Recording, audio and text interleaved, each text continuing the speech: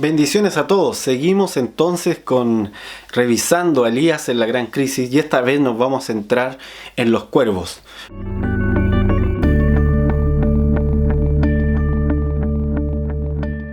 Como vimos anteriormente, Elías tenía una idea de lo profético, obviamente una idea que había visto por los hombres del Señor que habían sido profetas en Israel y que habían tenido una forma de actuar específica. Y entonces esta era la idea que tenía Elías de cómo se debía actuar.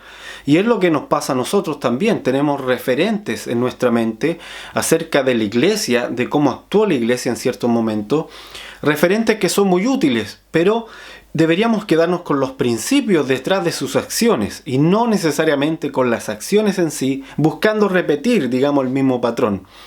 Algo que es interesante en lo profético en cuanto a Jesucristo, por ejemplo, es que Él actúa con muchas obras, ¿sí? Por medio, obviamente, del espíritu de la profecía, que es Él mismo, Jesucristo, moviéndose, manifestándose y haciendo cosas que no estaban escritas anteriormente, como escupir en el barro, por ejemplo, como perdonar a la mujer adúltera.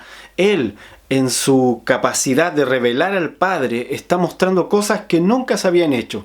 Y entonces nosotros como hijos debemos también abrirnos a hacer cosas que tal vez nunca se han hecho. Y en eso está Elías. Elías está en el arroyo de Querit, separando la idea que él tiene de lo profético con lo que Dios ve para esta gran crisis y cómo debe actuar él en esta gran crisis. Dios está obrando en el territorio para revertir algo que el diablo estaba haciendo. Las tinieblas estaban destruyendo a la generación anterior. Las tinieblas estaban acabando con toda la generación anterior. Las tinieblas estaban asegurándose de que no hubiera otra generación. Sin embargo, Dios estaba mirando hacia adelante en poder levantar a 7,000. 7,000 que no habían doblado sus rodillas a Baal. Y para eso el Señor necesita a Elías. Necesita, en este caso, una iglesia profética que actúe en medio de la crisis. Ahora, vamos entonces a Primera de Reyes, capítulo 17, versículo 6. Dice: y los cuervos le traían pan y carne por la mañana y pan y carne por la tarde, y bebía del arroyo. Entonces vemos que aquí hay un trato de Dios con Elías. Elías debe aceptar lo que le traen los cuervos. Esto es bien interesante porque él como profeta puede haber dicho: no, yo me voy a otra parte y yo sé que Dios me va a sustentar y ya. Sin embargo, Dios le ordenó irse a ese arroyo, y mientras estaba en ese arroyo, el arroyo que Dios le dio para que él pudiese beber, empiezan a venir los cuervos a traerle comida. Ahora, los cuervos eran un sinónimo en Israel de aves impuras. ¿Sí? Era un sinónimo, incluso en toda la cultura semita, era un sinónimo de aves incluso ligados a la muerte. Entonces esta ave que parece impura está viniendo a traerle comida. Y eso es bien interesante. Fíjense en este versículo que habla por primera vez de los cuervos en la Escritura, en Génesis 8, versículo 7, dice: y envió un cuervo, el cual salió y estuvo yendo y volviendo hasta que las aguas se secaron sobre la tierra. Entonces lo primero que podemos ver aquí es que los cuervos son oportunistas. Van y vienen hasta que encuentran lo que necesitan y entonces ahí se quedan. El cuervo representa una persona o alguien oportunista. Y cuando hay grandes crisis aparecen, curiosamente, los oportunistas. Ahora, estos oportunistas no son obviamente los hijos del Señor. Los hijos del Señor son Elías, son el profeta que está ahí, son la iglesia profética que está ahí esperando la voluntad del Señor para saber qué hacer. Y mientras tanto, los lugares de grandes crisis se empiezan a llenar de oportunistas, empiezan a mostrarse los oportunistas de las crisis, ¿sí? Hay gente que se aprovecha de las crisis, hay que decirlo, de forma muy cruel incluso. Entonces estos oportunistas aparecen, y esta idea de los cuervos viene desde el momento en que Noé abre el arca, y entonces el cuervo va y viene y luego no regresó jamás porque encontró tierra seca y se quedó. Pero vemos personas de este tipo que necesitamos, voy a decir así, que Dios pone de alguna forma junto a sus hijos para que puedan abrir ciertas puertas que son necesarias que sean abiertas. Por ejemplo, podemos decir que el copero y el panadero que están ahí en la cárcel en los días de José, cuando José está encerrado, son de estos cuervos.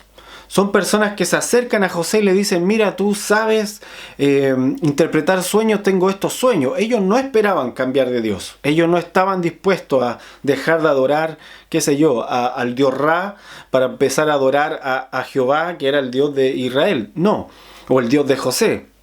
No estaban buscando ser devotos de Elohim. Lo que ellos querían era la interpretación solamente para saber cómo moverse en el futuro. Y sin embargo, uno de ellos, en este caso el copero viene a ser el cuervo que de alguna manera le abrió una puerta a José, todo esto por providencia del Señor, frente al faraón. Le dice: en algún momento alguien me interpretó un sueño, y entonces hacen llamar a José.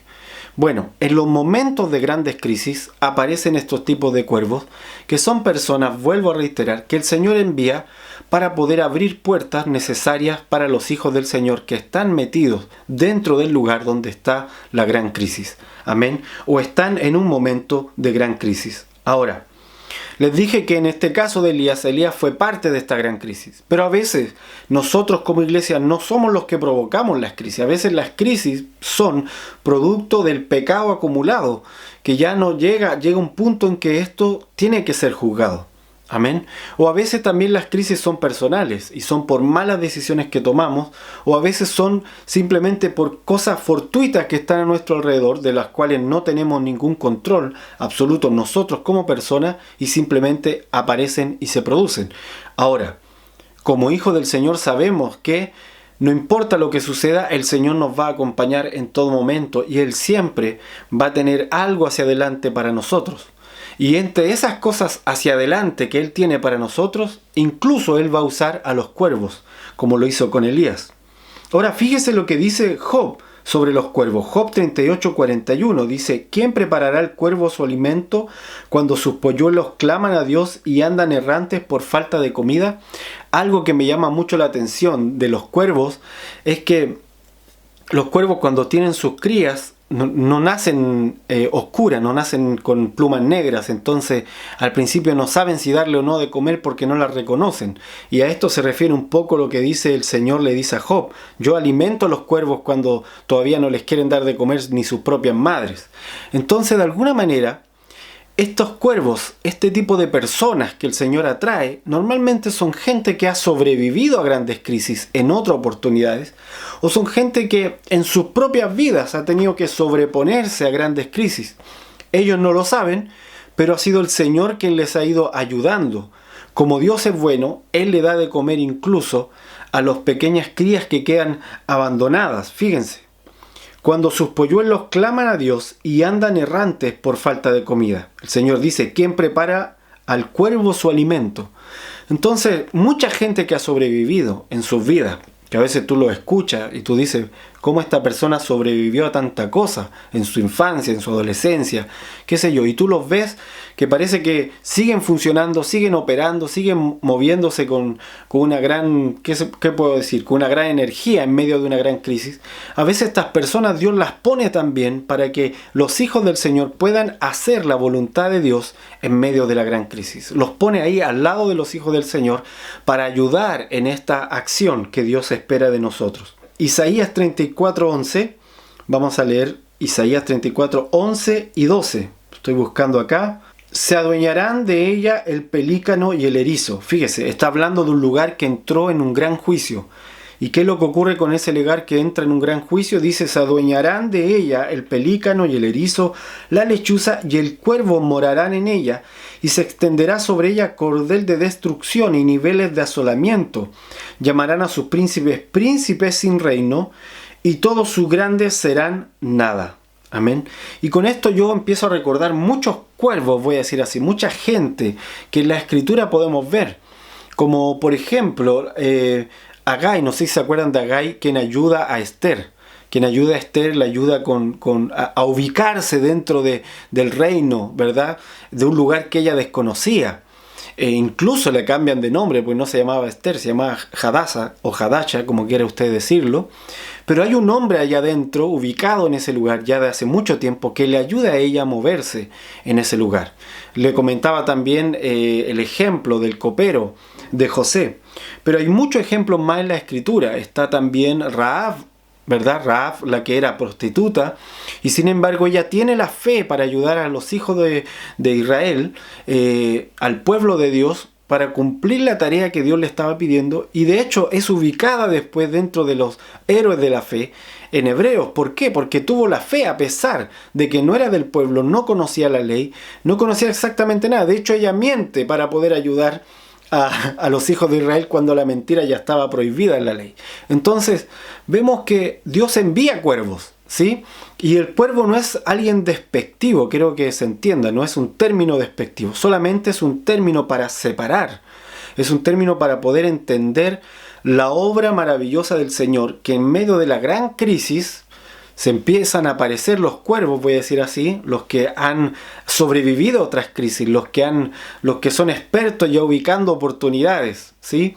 Empiezan a aparecer, y estos muchas veces ayudan a los hijos del Señor en ciertos momentos y en ciertas tareas en que Dios espera actuar con ellos.